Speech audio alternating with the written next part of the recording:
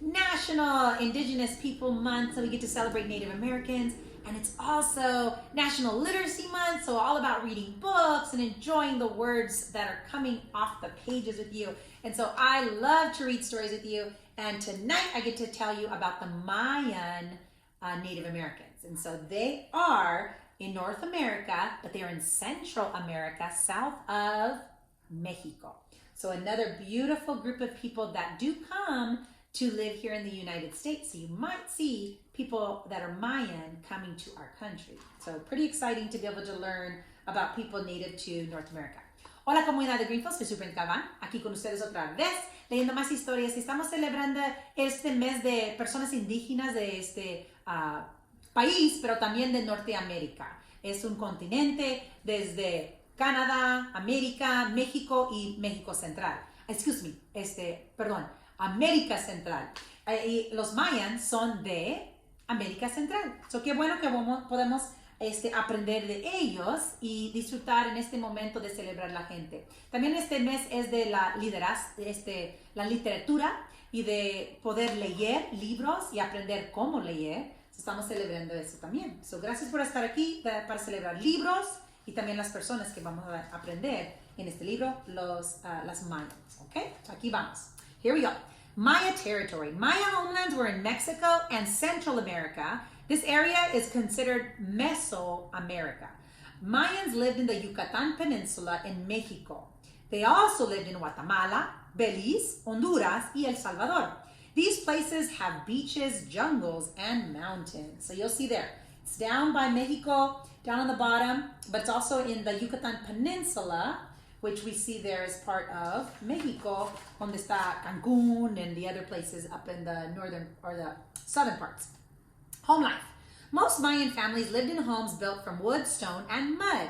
The floors were covered with soil. The wood poles supported mud walls. Palms covered the roof. Wealthier families lived in homes made of mostly stone. What they ate. The Mayans were skilled farmers. They farmed maize, corn, and they also grew vegetables such as beans and squash. The Mayans turned these foods into tortillas, tamales, and other meals. Ooh, sounds delicious already. Daily life. The Mayans first lived in villages, and later they built their cities. At the peak of the Mayan civilization, a city would have been born to 20,000 people. In ancient times, the Mayan women would wear long, loose dresses, and the men would wear cloths to cover their lower bodies. Upper class, which is the richer Mayans, wore decorated clothes and bright feather headdresses. And they were also wearing jade and very beautiful shell jewelry. Mayans had different jobs. Men fished and ladies hunted fishes and the farms, and they would also were warriors, builders, artists, priests, and kings and queens. Being powerful was very important to the Mayan. The ladies took care of the children and ran the homes. They got the food and the firework, and they made the food. There were no schools, so the children also learned about helping and watching others in the community. Made by hand. The Mayans had many objects that they made by hand. They often used natural materials. These arts and crafts added beauty to everyday life. So you'll see that they have different things they would put on their heads. They would make carvings in pottery, stone, and they would also paint beautiful murals. Storytellers. The Mayans told stories to pass on to their culture. They shared stories about how their people fit into the world. Stories were sometimes acted out. Mayans were very famous for creating a written language. It's called hieroglyphics. The Mayans used hieroglyphics in books, painting, and art. So some of the movies that we watch on TV have hieroglyphics on the wall. That was part of the Mayan civilization. A strong civilization.